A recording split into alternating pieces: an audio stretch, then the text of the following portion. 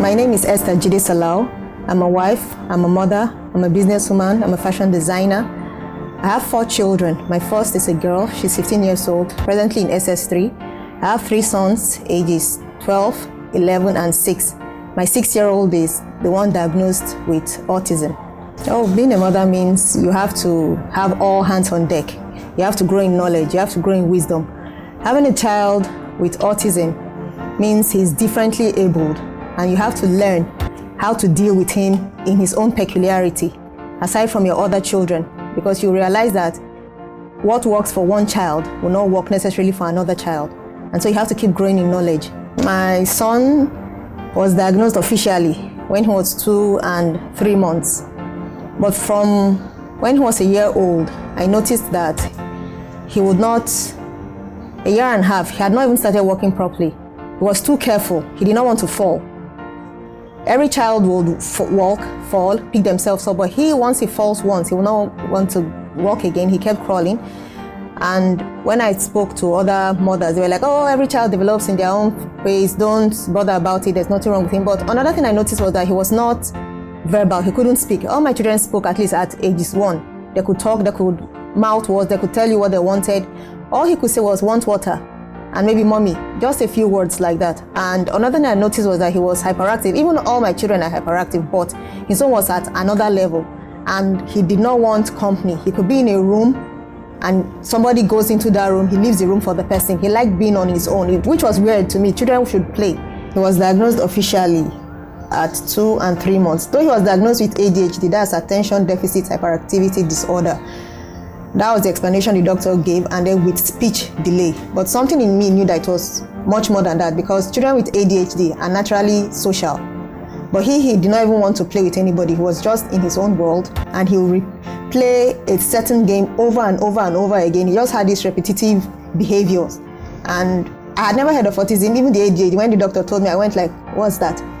And he explained it, because these are not conditions that I felt were common, or maybe I had not seen. But when I went online and started Googling, I started reading books on autism. Though the prognosis was scary, but the more I got to know about the autism, I was like, we can work on this. We can work on this behavior. We can change his diet. We can work on him, teach him how to interact with his peers and his siblings. And it began to work. Changes started showing up, and I was like, it's not even as difficult and as scary as the name sounded, because the doctor will tell you it's a lifelong disability. Some will even tell you, they may never get to school, they won't play with their mates, they will not develop like their mates, which you may see will happen, but every child can be taught in their own way, and the gift within them will still come out. Mothers with special needs children, I'll say in our own climate, we don't have, if I'll use the word empathy, which is why mothers with special needs children usually hide their children at home. They don't bring them out, they don't take them to churches, they don't take them for parties, they don't take them even to the market, because of the way society looks down on children with these special needs. And the truth is, it's not their fault. No child came to this world and say, hey, I want to look like this, I want to act like this, I want to be like this. So society just needs to accept them, that they are here and they are not a nuisance. Today we are celebrating Steve Jobs, we are celebrating Bill Gates, we are celebrating Einstein. They all have autism. If society had looked down on them, we would not be enjoying their products today. We have the young man, Adebolu, with cerebral palsy, that graduated, that had the best WAEC result a few years ago. If the mother had hid him, today we will not be celebrating him. So society really needs to accept these children, because the numbers are rising. As at 2011, CDC told us that 1 in every 54 children will be autistic. But the numbers are way more than that. If we are not reporting how many children have all these needs, how do we care for them? How does society care for them? Is it when it gets to 1 in 2 children have all these additional needs, who now gets to care for them? Society will not know what to do. Mothers will not know what to do. And for any mother that is going through this, the first thing you should know, you're not alone. There are a lot of us out there. And then number 2, get knowledge. Go to the hospital, get a proper diagnosis, and then start working from there. I keep hammering on mothers because God has given mothers that instinct. Fathers too work. I know of lots of fathers that have taken this special needs job in their own hands and they're running with it. But really, the onus is on us mothers to work harder for our children. We are the ones that will advocate for them, because even if they do go to church, they go to school, they go anywhere else, they spend the bulk of their hours with us. And we are the ones that will know, okay, are they improving? Are they not improving? Is this therapy working? Is it not working?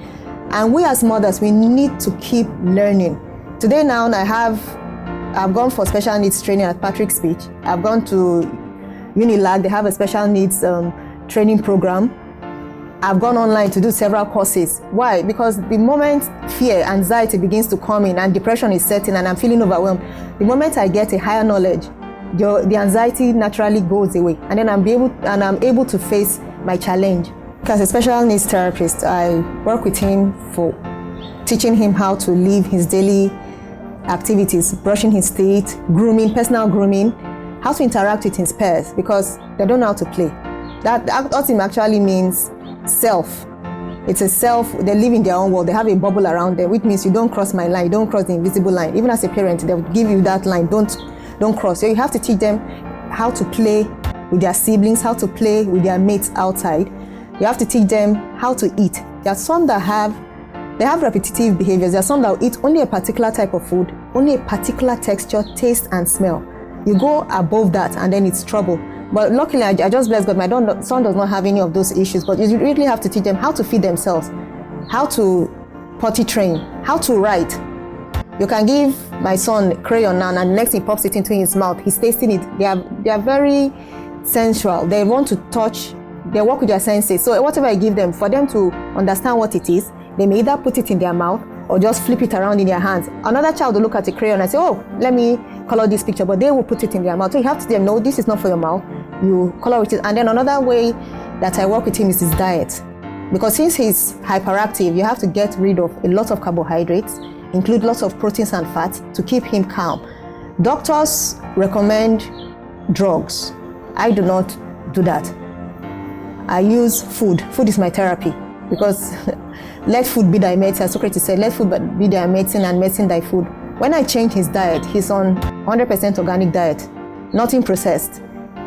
When I changed his diet, his hyperactivity moved from 100% to 30. It was like magic. Now he will sit down and watch an episode of Barney. Before, he will not sit down for 2 minutes. I used to tell him, I said, Nathaniel, just watching you go around, you are making me dizzy. Just watching him, your own eyes will be going like, whoa, can't you just sit down for 5 minutes? But when the diet changed from heavy carbohydrates, heavy processed foods to natural foods, the hyperactivity came down. So those are some of the things that I do with him. And then as special needs parents, I would say the most challenging thing is special needs is an expensive venture. Their food, if you're going to go organic, is expensive. Their tools for therapy is expensive. The school that they go to is expensive. So I'll say it's mostly financial. And then some parents that have not gotten over the idea of it's not my portion. That's one challenge that parents too have when they are still living in denial. You need to just come out and know that, look, this child has an issue. And the earlier you hit the ground running, the better. So those are the challenges I'll say that I've encountered. Okay, what ways do I nurture his talents and his unique abilities? For now, what I've noticed with Nathaniel is that he's a nature's man. We put him around plants, around flowers. He's excited.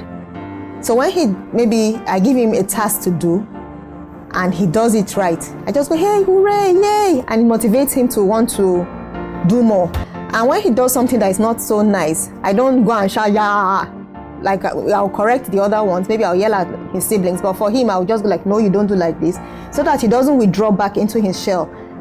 What I'm trying to do is bring him out of himself. So when he sees that he's being celebrated, most times he'll come on his own and just give me a hug. Oh, mommy hugs me a lot. Mommy celebrates me a lot. I don't let him feel like he has an issue, like there's something wrong with you, even as young as he is. Oh, you're different, yes. You can be different and be unique in your own way. Okay, there's lots of misconceptions. The first thing is that I must have done something wrong when I was pregnant. It's somebody in my village, my uncle's auntie's friend that looked at me. Maybe I did not, we are Africans. We have all this, it has to be somebody in the village.